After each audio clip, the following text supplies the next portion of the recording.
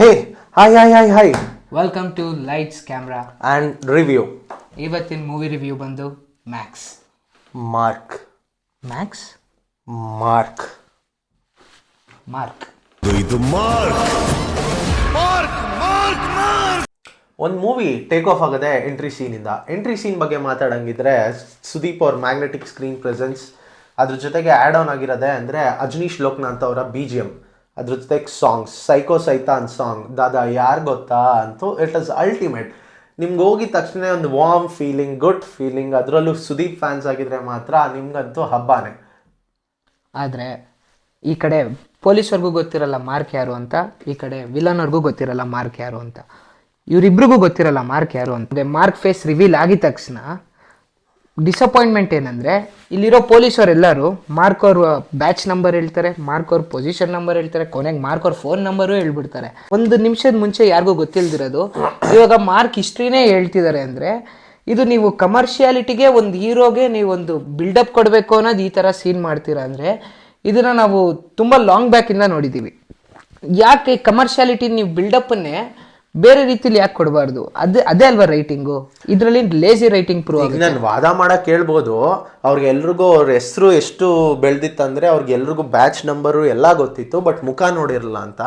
But ಇವತ್ತಿನ ಕಾಲಕ್ಕೆ ಅದನ್ನ ಯಾರು ಒಪ್ಪಲ್ಲ ಅನ್ಸುತ್ತೆ. ಸೊ ನಾನು ನನ್ನ ವಾದನ ಇಲ್ಲೇ ಸ್ಟಾಪ್ ಮಾಡ್ತೀನಿ. ಆದರೆ ಅದ್ರ ಕಡೆ ನಮ್ಮ ಫೋಕಸ್ ಹೋಗ್ದಾರಂಗೆ ನಮ್ಮನ್ನ ತೇಲ್ಸ್ಕೊಂಡು ಹೋಗೋದೆ ಶೇಖರ್ ಚಂದ್ರ ಅವ್ರ DOP.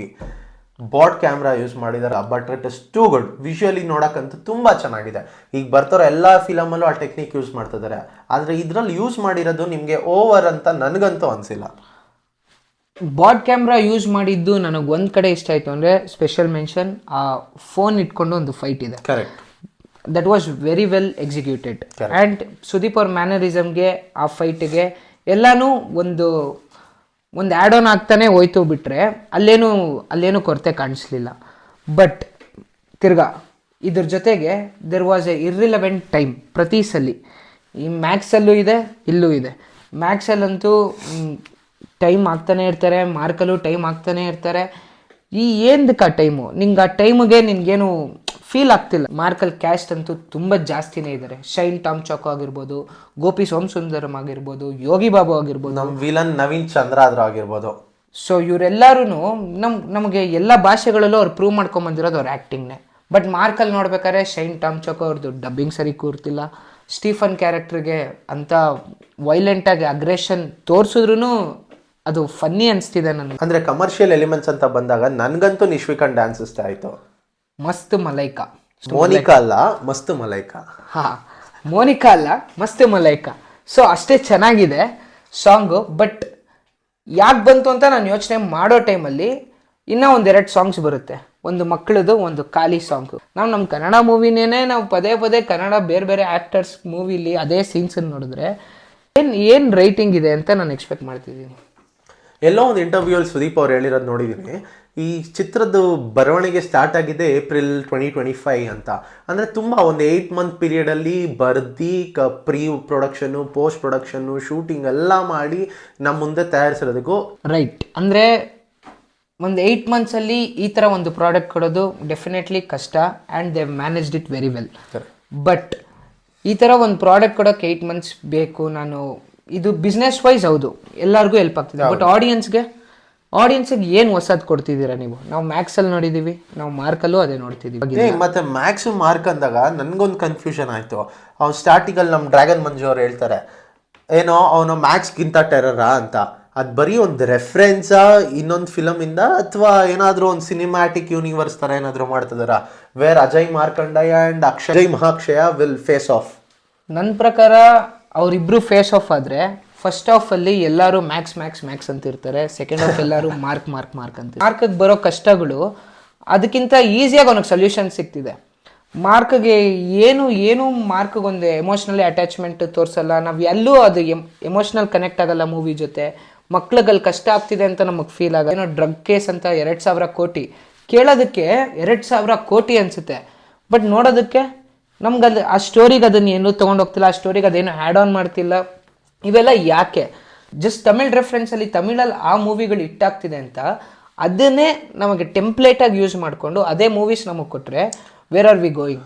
ಅಂದರೆ ನೀನು ಹೇಳ್ತಾ ಇರೋದೆಲ್ಲ ನಮ್ಮ ಕನ್ನಡ ಆಡಿಯನ್ಸ್ ಪಲ್ಸು ಅಥವಾ ನಾವು ಕಿಚನ್ ನೋಡಿರೋ ರೀತಿ ಡೈಲಾಗ್ಸಲ್ಲಾಗಲಿ ಅರ್ಥ ಮಾಡ್ಕೊಂಡು ಬರ್ದಿಲ್ಲ ಅನ್ನೋ ಒಪಿನಿಯನ್ ಇದೆಯಾ ನಿಂಗೆ? ಹೌದು, ಕನ್ನಡ ಆಡಿಯನ್ಸ್ಗೆ ಯಾಕಂದರೆ ಒಂದು ಡೈಲಾಗ್ ಇದೆ, ಒಂದೇ ಡೈಲಾಗ್ ನನ್ನ ಪ್ರಕಾರ ಇಡೀ ಸಿನಿಮಾದಲ್ಲಿರೋದು, ನೀವು ಟ್ರೈಲರಲ್ಲಿ ನೋಡಿರೋದು. ಹಾರ್ಕೊಂಡು ಬರೋಕ್ಕೆ ಲೇಟ್ ಆಗ್ಬೋದು, ಮಾಡ್ಬೋದು, ಮಾರ್ಕ್ ಅಂದಿದ ತಕ್ಷಣ ಬಂದೇ ಬರ್ತೀನಿ ಅನ್ನೋ ಥರ. ನಮಗೆಲ್ಲೋ ಸುದೀಪ್ ಅವ್ರ ಡೈಲಾಗ್ ಡೆಲಿವರಿಗೆ that is very minimal.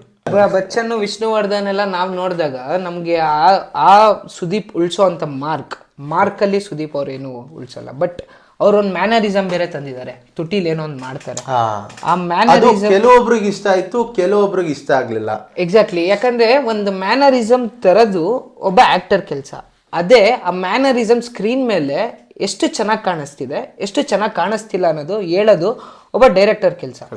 So ನೀವು ಅದನ್ನ ಹೇಳ್ಬೇಕು, ಚೆನ್ನಾಗಿ ಕಾಣಿಸ್ತಿದ್ಯಾ, ಚೆನ್ನಾಗಿ ಕಾಣಿಸ್ತಿಲ್ಲ ಅಂತ. ಯಾಕಂದ್ರೆ ಎಲ್ರಿಗೂ ಚೆನ್ನಾಗಿ ಕಾಣಿಸ್ಬೇಕು. ಸುದೀಪ್ ಅವ್ರು ನೋಡೋದಕ್ಕೆ ಎಷ್ಟು ಚೆನ್ನಾಗಿದ್ದಾರೆ, ಅವ್ರ ಸ್ಕ್ರೀನ್ ಮೇಲೆ ಅಷ್ಟೇ ಚೆನ್ನಾಗಿ ಕಾಣಿಸ್ಬೇಕು ಅಂದಾಗ ಆ ಮ್ಯಾನರಿಸಮ್ ಅಷ್ಟೇ ಚೆನ್ನಾಗಿರ್ಬೇಕು. But on a special note, thanks to Sudeep cigarette, ನಮ್ಮೆಲ್ಲರಿಗೂ ಗೊತ್ತಿರಂಗೆ ಸುದೀಪ್ ಅವ್ರದ್ದು most of the styling element will be a cigarette and it has worked too well in this movie also. ಕೊನೆಗೆ ಒಂದು ಡೈಲಾಗ್ ಕೂಡ ಇದೆ, ದಮ್ ಕಮ್ಮಿ ಹೊಡಿಬೇಕಲ್ಲೇ ಅಂತ. ಅದಕ್ಕೆ ತುಂಬ ಕಾಂಟ್ರಿವರ್ಸಿನೂ ಆಗಿತ್ತು. ಬಟ್ ಎಂತಕ್ಕೆ ಡೈಲಾಗ್ ಹೇಳಿದ್ದಾರೆ ಅಂತ ಅವ್ರ ಫ್ಯಾನ್ಸು ಇವ್ರ ಫ್ಯಾನ್ಸ್ ಕಿತ್ತಾಡೋದ್ಕಿಂತ ಫಿಲಮ್ ನೋಡಿದ್ರೆ ಕೊನೆಯಲ್ಲಿ ಗೊತ್ತಾಗುತ್ತೆ ಅದು ಡೈಲಾಗ್ ಆ್ಯಕ್ಚುಲಿ ಎಂತಕ್ಕೆ ಹೇಳಿರೋದು ಅಂತ. ಆ ಡೈಲಾಗ್ ಹೇಳೋ ನೆಸೆಸಿಟಿ ಇದ್ರೂ ಆ ಮೂವಿಲಿ ಬರೋ ಅಂತ ಆ ಸೀನಲ್ಲಿ. ಸೊ ಇಲ್ಲಿ ನಾವು ರೈಟಿಂಗ್ ಯಾಕೆ ಇಷ್ಟು ಚೆನ್ನಾಗಿಲ್ಲ ಅಂತ ಹೇಳ್ತಿದ್ದೀವಿ ಅಂದರೆ, there are few characters, constables, police ಎಲ್ಲರನ್ನೂ ಎಸ್ಟಾಬ್ಲಿಷ್ ಮಾಡ್ತಾರೆ. ಮಾಯಾ ಅಂತ ಒಂದು ಕ್ಯಾರೆಕ್ಟರ್ ಇದೆ. ಆ ಕ್ಯಾರೆಕ್ಟರ್ ಕೈಯಲ್ಲಿ ಗನ್ ಎನಿ ಟೈಮ್ ಇರುತ್ತೆ, ಬಟ್ ಗನ್ ಯೂಸ್ ಆಗುತ್ತಾ? ಖಂಡಿತ ಇಲ್ಲ. ಇಡೀ ಮೂವಿಲಿ ಎಲ್ಲೂ ಗನ್ ಯೂಸ್ ಮಾಡಲ್ಲ. ಇಡೀ ಕಾನ್ಸ್ಟೇಬಲ್ ಯೂಸ್ ಮಾಡ್ತಾರೆ. ಕಾನ್ಸ್ಟೇಬಲ್ ಇನ್ನ ಚೆನ್ನಾಗಿ ಯೂಸ್ ಮಾಡ್ತಾರೆ. ಮಾಯಾ ಅವರಾದ್ರೂ ಮೇ ಬಿ SI ಏನೋ ಅದರಲ್ಲಿ, ಬಟ್ SIಗಿಂತ ಕಾನ್ಸ್ಟೇಬಲ್ಸ್ ಗನ್ಸ್ ಚೆನ್ನಾಗಿ ಯೂಸ್ ಮಾಡ್ತಿದ್ದಾರೆ. ಕಾಮಿಡಿ ಅನ್ನೋ ಎಲಿಮೆಂಟ್ ಇಲ್ಲ. ಕಾಮಿಡಿ ಅಂತ ಯೋಗಿ ಬಾಬುನ್ ಏನು ತಗೊಂಡಿದ್ದಾರೆ ಅದನ್ನ ನಾನು ಮಾಡಿದ್ರು ಅಷ್ಟೇ ಇಂಪ್ಯಾಕ್ಟ್ ಇರೋದು, ಯಾಕಂದ್ರೆ ಅದಕ್ಕೇನು ಇಂಪ್ಯಾಕ್ಟೇ ಇರಲಿಲ್ಲ. ಯೋಗಿ ಬಾಬು ಅವರು ಕನ್ನಡ ಆಡಿಯನ್ಸ್ಗೂ ತುಂಬಾ ಇಷ್ಟ. ಅವ್ರದ್ದು ನಾವು ತಮಿಳ್ ಮೂವೀಸ್ ನೋಡಿದಾಗ ನಾವು ನಕ್ಕಿ ಬಿದ್ದಿದ್ದೀವಿ. ಆದ್ರೆ ಮಾರ್ಕ್ ಅಲ್ಲಿ ಅವ್ರ ತಮಿಳ್ ಡೈರೆಕ್ಟರ್ ಆದ್ರೂ ಕೂಡ ನನ್ಗೇನೋ ಅವ್ರನ್ನ ಅಂಡರ್ ಯುಟಿಲೈಸ್ ಮಾಡ್ಕೊಂಡ್ರು ಅನ್ನೋ ಫೀಲಿಂಗ್ ಇದೆ. ನವೀನ್ ಚಂದ್ರ ಅವರಂತೂ excellent work. Naveen Chandra and ಅವ್ರ ಕ್ಯಾರೆಕ್ಟರ್ ತುಂಬಾ ಚೆನ್ನಾಗಿದೆ. ಬಟ್ ಈ ಓವರ್ ಆಲ್ ಆಗಿ ನೀವು ನೋಡಿದಾಗ ಬಿಟ್ಸ್ ಅಂಡ್ ಪೀಸಸ್ ಹಂಗ್ ನೋಡಕ್ ಹೋದ್ರೆ ಎಲ್ಲಾ ಫಿಲಮ್ ನೋಡಿದಾಗ ನಿನ್ಗೆ ಅದರಿಂದ ಇದು ನಾನು ಮುಂಚೆ ನೋಡಿದೀನಲ್ಲ ಅನ್ಸುತ್ತೆ, ಇನ್ನೊಂದು ಫಿಲಮ್ ನೋಡಿದಾಗ ಅದನ್ನು ನೋಡಿದೀನಲ್ಲ ಅಂತ ಅನ್ಸುತ್ತೆ. ಬಟ್ ಇದು ನಾನು ಇವ್ರದೇ ಹಿಂದೆ ಫಿಲಮ್ ಅಲ್ಲಿ ನೋಡಿದ್ದೆ. ಇವೆಲ್ಲ ಫಿಲಮ್ ಅಲ್ಲಿ ಮುಂದಕ್ಕೆ ಹೋಗೋಣ. ಅಂದ್ರೆ ಅಲ್ಲಿ ಇಲ್ಲಿ ಸಿನಿಮಾ ಲಿಬರ್ಟಿ ತಗೊಳಕ್ ತಪ್ಪಲ್ಲ, ಬಟ್ ಹೀರೋ ಕಮರ್ಷಿಯಾಲಿಟಿಗೆ ಹೀರೋನ ನಾವು ಬಿಲ್ಡಪ್ ಕೊಡಬೇಕು ಅಂತ. ಇವಾಗ ಲಾಸ್ಟ್ ಸೀನಲ್ಲಿ ಎಕ್ಸಾಂಪಲ್, ಲಾಸ್ಟ್ ಸೀನಲ್ಲಿ ಸುದೀಪ್ ಅವರೇ ಸ್ವಿಮ್ ಮಾಡ್ಕೊಂಡು ಹೋಗಿ 15 ಮಕ್ಳನ್ನ ಉಳ್ಸೋದು, ಅದು ಓಕೆ. ಹೀರೋಗೆ ನಾವು ಒಂದು ಕೊಡ್ತಿರೋ ಕಮರ್ಷಿಯಾಲಿಟಿ ಯಾರು ಗೊತ್ತಾ ಅನ್ನೋ ಸ್ಟೇಟ್ಮೆಂಟ್ಗೆ ಜಸ್ಟಿಫೈ ಮಾಡೋ ಅಂತ ಸೀನು. ಹೌದು, ಅದೇ ಆ ಕಮರ್ಷಿಯಾಲಿಟಿಗೆ ನೀವು ಅಲ್ಲಿ ಹೋಗಿ ಬಿಡ್ತಿದ್ದೀರಾ ಅನ್ನೋದು ಎಷ್ಟು ಸರಿ. ಎವಿಡೆಂಟ್ ಆಗಿ ಕಾಣಿಸ್ತಾರೆ. ಹಂಗೇನೆ ಜೊತೆಗಿರೋ ಪೊಲೀಸ್ ಅವರೆಲ್ಲಾನು ಅಷ್ಟೇ ನೀವು ಸ್ಟ್ರಾಂಗ್ ಆಗಿ ತೋರಿಸ್ಬೇಕು, ಅದು ರೈಟಿಂಗು. ಸೊ ನೀವು ಅಲ್ಲಿ ಅದನ್ನ ಮಿಸ್ ಮಾಡಬಾರ್ದು. ನೀವು ಅಲ್ಲಿ ಮಿಸ್ ಮಾಡಿ ಇಲ್ಲಿ ನಿಮಗೆ ಎಲ್ಲೆಲ್ಲಿ ಬೇಕೋ ನೀವು ಅಲ್ಲಿ ಲಿಬರ್ಟಿ ತೊಗೊತಾ ಇದ್ರೆ ಏನಾಗುತ್ತೆ ಅಂದರೆ, ಓವರ್ ಆಲ್ ಆಗಿ ಆ ಮೂವಿ ಏನಿರುತ್ತೆ ಅದು ಆಡಿಯನ್ಸಿಗೆ ರೀಚ್ ಆಗಲ್ಲ. ಎಮೋಷ್ನಲಿ ಕನೆಕ್ಟ್ ಆಗಿಲ್ಲ ಅಂದರೆ ಆಡಿಯನ್ಸ್ಗೆ ಅದು ರೀಚ್ ಆಗಲ್ಲ. ಸೊ ಅದು ರೀಚ್ ಆಗಿಲ್ಲ ಅಂದರೆ ಇಟ್ ಫೇಲ್. ಕಿಚ್ಚ ಫ್ಯಾನ್ಸ್ಗಂತೂ ಕನೆಕ್ಟ್ ಆಯ್ತು, ನಂಗೆ ನಾರ್ಮಲ್ ಆಡಿಯನ್ಸ್ ಬಗ್ಗೆ ಅಂತೂ ಗೊತ್ತಿಲ್ಲ ಗುರು. ಸೊ ಈಗ ನೀನು ಹೆಂಗೆ ಲಾಜಿಕ್ ಮತ್ತು ಎಂಟರ್ಟೈನ್ಮೆಂಟ್ ಡಿಫ್ರೆಂಟ್ ಆಸ್ಪೆಕ್ಟ್ ಮಾತಾಡ್ತಾ ಇದೀವಿ, ಹಂಗೆ fans and non fans, general audience ಅಂತ ಬರುತ್ತೆ. ನನ್ನ ಪ್ರಕಾರ ಫ್ಯಾನ್ಸ್ ಮಾರ್ಕ್ಗೆ ಫುಲ್ ಮಾರ್ಕ್ಸ್ ಕೊಟ್ಟಿದ್ದಾರೆ. But what about general public? ನನ್ನ ಪ್ರಕಾರ Mark is not up to the mark. What you think? Do you agree with him? Comment ಮಾಡಿ.